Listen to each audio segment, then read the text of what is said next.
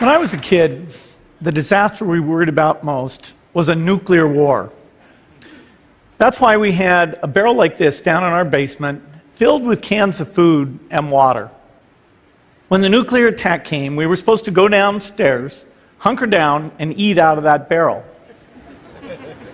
Today, the greatest risk of global catastrophe doesn't look like this. Instead, it looks like this.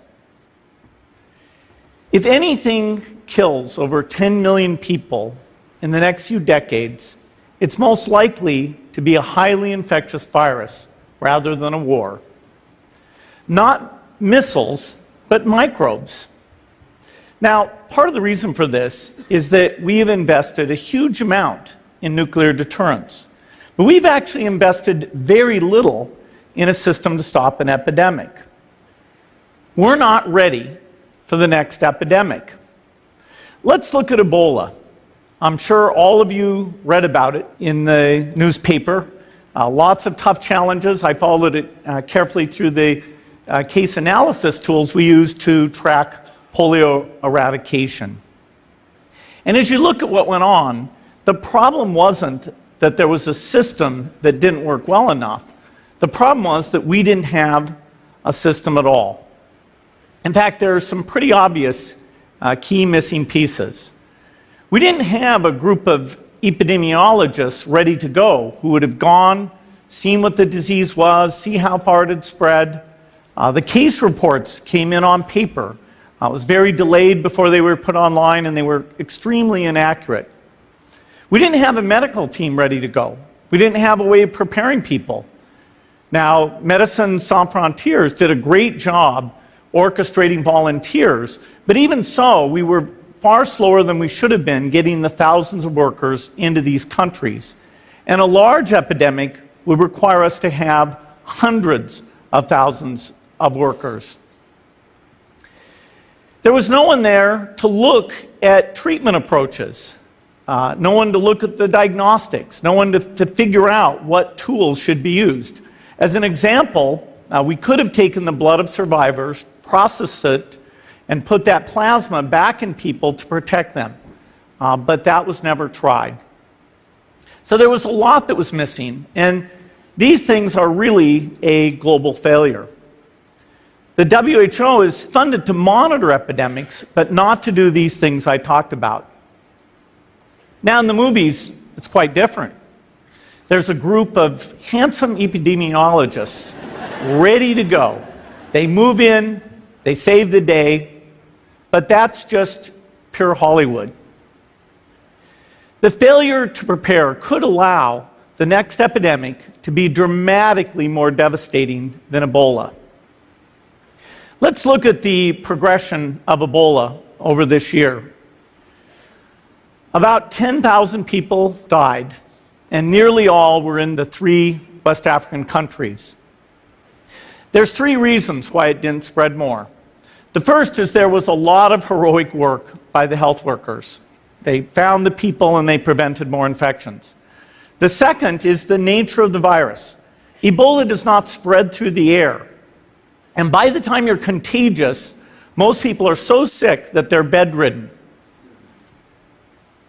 Third, it didn't get into many urban areas, and that was just luck. If it had gotten into a lot more urban areas, the case numbers would have been much larger. So next time, we might not be so lucky. You can have a virus where people feel well enough while they're infectious that they get on a plane or they go to a market. The source of the virus could be a natural epidemic like Ebola, or it could be bioterrorism. And so there are things that would literally make things 1,000 times worse. In fact, let's look at a model of a virus spread through the air like the Spanish flu back in 1918. So here's what would happen. It would spread throughout the world very, very quickly. And you can see there's over 30 million people die from that epidemic. So this is a serious problem. We should be concerned.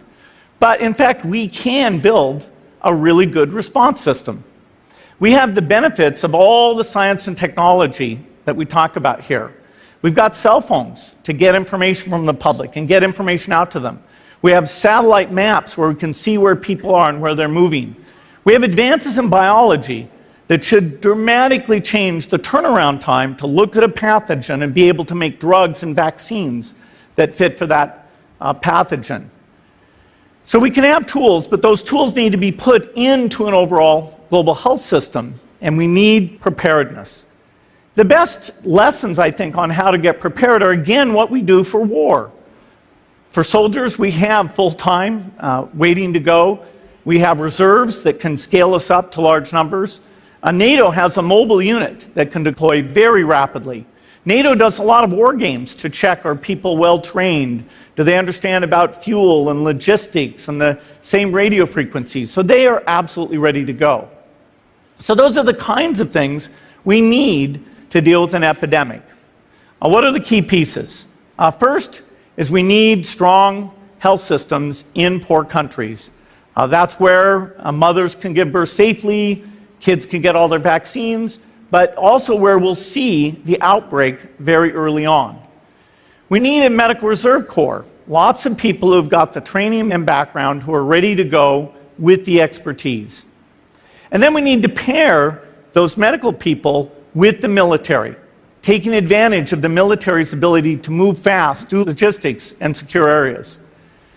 We need to do simulations, germ games, not war games, so that we see where the holes are.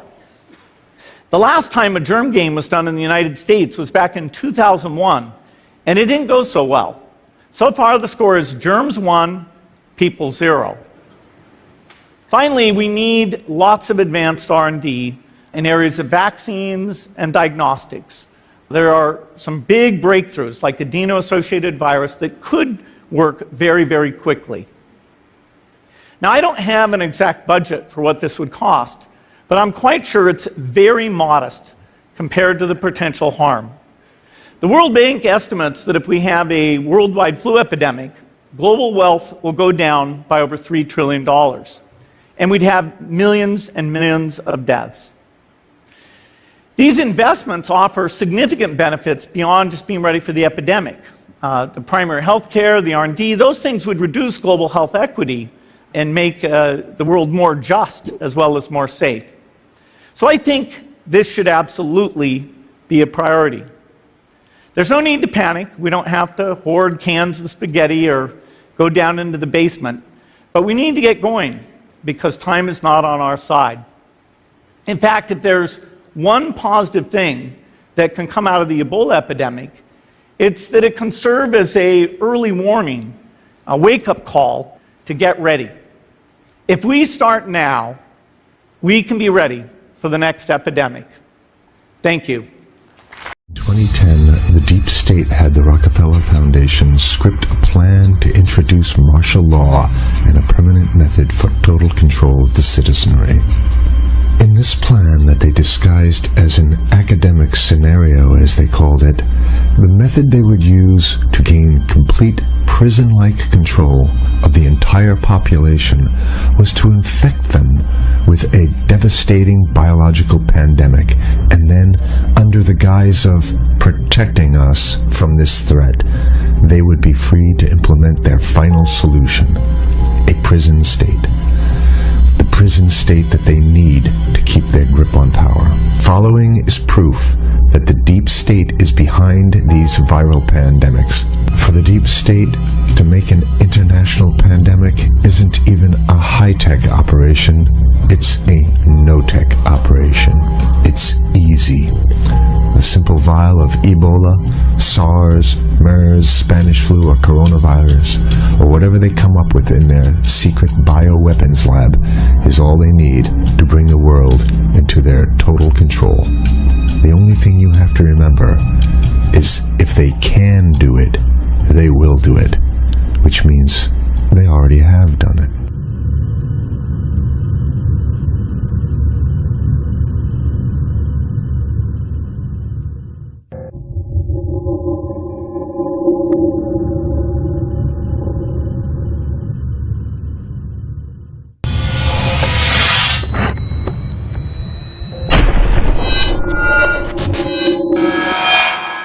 ruling establishment has a lot of, they will stop at nothing to complete their toolkit of control, right? So one of the things that has been missing from the toolkit of total control has been quarantines and curfews, right? So now, welcome to the new world in America, where to get on a bus, to go through a subway station, if you think that the procedures at the TSA are onerous, right? Guess this is coming to a bus depot near you. It's a more invasive way, and the ruling class needs this because, let me say, if the ruling class ever saw wide-scale civil unrest, you'd see an Ebola outbreak in America right away. Okay, so this is, what you see is that Ebola is another tool in the toolbox of the ruling class repression, control. Yeah, to keep down absolutely, repression. positively, 100%. This is a tool. Right. Ebola doesn't just magically start spreading, and then we have this doctors that come back here. The white people, of course, live. The two whites who got it survived. All the black people that get it die. It's very possible that these one of these NGOs over there is going around with a veil of Ebola or spreading it from a small plane onto villages. The point is to get hundreds of thousands of people infected with it and create the next phase of control. Now, one of the things I'd like to show to back up my my claims here. Here's a document from the Rockefeller Foundation. Rockefeller Foundation, right there. You can zoom in on that, where my finger is. It's called Scenarios for the Future International Development, the Rockefeller Foundation. All right. Okay. Let's take a look at what they're saying here. This is something like a 50, 60-page document. I'd like you to go to page 18, if you can look at this up on the internet, but I'll read it off to you. It's called lockstep. Lockstep. And this is a phrase that I used right after 2001 when I saw the entire system of the United States, including the population, were in lockstep. So the Congress went along, and yes, it was Osama bin Laden, and the people waved their flag and said, I hate, hate, hate, hate, and everything was in lockstep. Well, in 2010, they published this, Rockefeller Foundation, and here's what they're saying.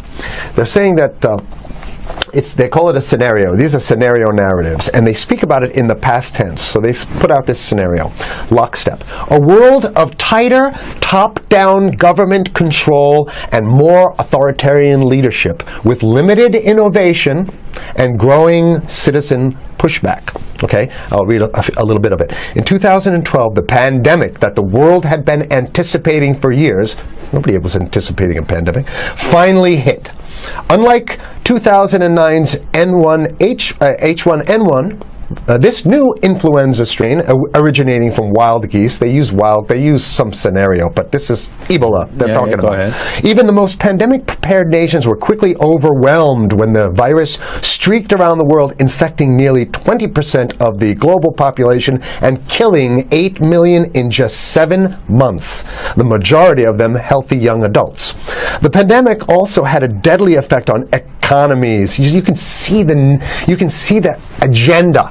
Just naked, raw, naked control agenda written down, and it's anybody's guess how this becomes effectuated in real life. So whether this is written specifically as marching orders or whether people take it upon themselves in the intelligence networks to say, okay, well, this has been produced, so this is the plan here. But these narratives have to be written in advance because the intelligence agencies don't know how to do these narratives. They need help. So these think tanks, they come up with these like Rand Corporation, Rockefeller Foundation. These are think tanks of death. They're not the think tanks, they're not there to find great ways to help people. Right? Okay, the pandemic also had a deadly effect on economics. International mobility of both people and goods screeched to a halt. Which is what they want. They want a completely isolated world, right? Debilitating industries like tourism and breaking global supply chains. Well, of course they want tourism stopped because they're not in the tourism business, and they want you at home in your house in front of the TV. Then they got you because once you watch the TV, they own your soul. Even locally. Wait a second, we're on television. I mean commercial television, let's say. National. Even locally, a normally bustling manufacturing shops and offices sat empty for months. Okay, so I love how they talk about it in the past tense in 2010. Right? The pandemic blanketed the planet, though disproportionate numbers in Africa died. Southeast Asia and Central America, where the virus spread like wildfire. It sounds like the opening monologue of a disaster movie, right? Exactly. Now listen to, here's the good stuff now. But even in developed countries, containment was a challenge. Now here's this one. I love this one.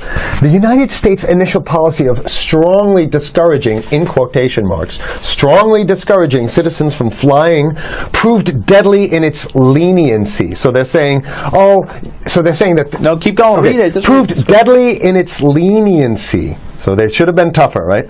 Accelerating the spread of the virus, not just within the United States, but across borders. However, a few countries did fare better. China, in particular. The Chinese government's quick imposition and enforcement of mandatory quarantine for all citizens, as well as its instant and near hermetic sealing off of all borders, saved millions of lives, stopping the spread of virus far earlier than in other countries. So the message is here is we have to look towards the Chinese, the oppressive totalitarian Chinese regime as an example of what we need to be doing here. And of course, the ruling class here loves the Chinese regime because they have demonstrated to the ruling class the most efficient form of capitalism, which is authoritarian capitalism. So we have capitalism, but unfortunately we have this veil. I get it. We have this veil of democracy. This is very interesting. This is continue on. Okay. China's government was not the only one that took extreme measures to protect its citizens from risk and exposure. During the pandemic, national leaders around the world flexed their muscles, flexed their authority, and imposed airtight rules and restrictions. You can see the agenda. Okay, no, go. Okay, from the mandatory wearing of face masks to body temperature checks at the entries to communal spaces like that's what's happening right now. Yeah, but soon it's going to be like body. It'll be at the subway. Yeah, is that what you're saying? We'll be going through this in the subway to get on the buses and the subway, absolutely, things like that. And what this means though is don't think about having a cigarette, a joint on you, or basically you can't.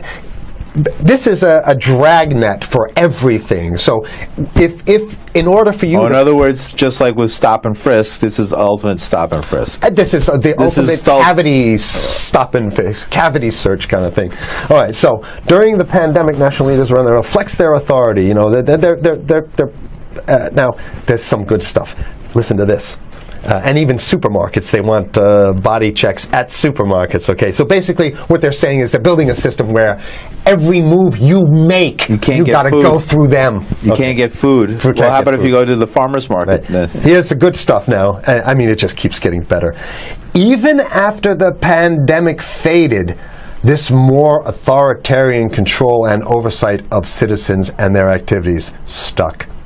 And even intensified. That's the whole point. So they're going to get rid of... Didn't that happen already with 9/11? Of course. 9/11 was how many? 14 years ago, and we still have all these draconian so rules. So they're going to put the body cavity USA, searches Patriot, and all that. That's right. Stuff. So in order to get to a supermarket, you got to have a body cavity search, and then when there's no more Ebola, well, you know what? We kind of like this way because we have a complete infrastructure of a control grid. In order to protect themselves from the spread of increasingly global problems, from pandemics and national terrorism to environmental crisis and rising poverty, leaders around the world took a firmer grip on power. Well, what the hell would rising poverty have anything to do with imposing strict citizen controls with face masks? So they're very sloppy stuff here. At first, the notion of a more controlled world gained wide acceptance and approval. I'm sorry. Nobody likes this stuff. They're just saying it. I have to provide analysis. Only because we only have 5 minutes left, so that's. Oh my God! Okay. Citizens willingly gave up some of their sovereignty and their privacy to more paternalistic states in exchange for greater safety and stability. I mean, that's just a complete naked contradiction to the famous saying that if you think you're going to give up a little bit of security, if you're going to give up your freedom for security, you're going to get neither. That's the long-standing thing. And here what they're doing is They're not even ashamed or embarrassed to absolutely say the exact opposite. They're saying, yes, we all want to give up our privacy and sovereignty for more stability and security and stability. So you don't get that. When you give it up like that, you get the shaft. Can you show us the cover again of what you were just reading? One more time, and then I have two more documents. Right, this is what we were reading here, and just zoom in a little bit so folks can see it. He'll zoom in, don't worry, you can relax. All right. And scenarios for the future of technology and international development. Okay, now I have two more documents. Keep it zoomed. We have the National Security Memorandum of December 10th, 1974. This is Henry Kissinger's brainchild. The National Security Memorandum number 200. You can look that up on your internet. I'll summarize it. He says that there's too many people, we got to get rid of the population. So to answer your question. Oh, from earlier. Yeah, he says, he used the word depopulation, which is different. Depopulation means killing people that already exist, and it's to get the minerals, because we need the minerals. And here's another one. The CDC has a patent on Ebola. They patented it. Yeah? Right. So basically, if you want to get a cure for your Ebola, you got to go. It says it right up here, right? It says human Ebola virus species and compositions and methods thereof, and it's a patent. It's a patent. They patented the main strain plus something like 17 other strains of it. So they own it now, and I don't know how exactly you can own that, but apparently they've done the same thing. Yeah, I didn't think you could own a natural. Yeah, you can. They've. I guess the main thing to finish off this show is this: that they want to get more control, more and it's going to be curfews and quarantines. So what I'm saying is that unless the American people start to get some new way to revolt, or new way to organize, new way to protest, unless we can break through the apathy, because that's what we have here, then it's going to be a slave state here. The ruling class doesn't seem to have too much resistance. They're getting everything on their Christmas shopping list, and they've been wanting quarantines and curfews for a long time. Now they got it. And if you want to live in a world where you're tricked into all this stuff because it's for your safety, right? And if you want to have a probe and make sure you got to check your pockets, make sure you don't have anything incriminating on you before you go out, and when you step out of your house, you want some police there to monitor and see what you're doing. If that's the world you want to live in, be apathetic, don't do anything. You're going to get that world very soon. It's coming your way, definitely. Mm-hmm. Yeah. So what should people do? What's the hope? You have 30 seconds. To wake up, learn about it, and go fight these bastards in Washington. They're easy to beat. If we can just organize, we can beat them. It's simple. They're weak, and there's so few of them. If we do not make the changes that must be made, then who will? And if we do not make them now, and when? When the next pandemic comes knocking, and it will, we must be ready to answer decisively, collectively, and equitably.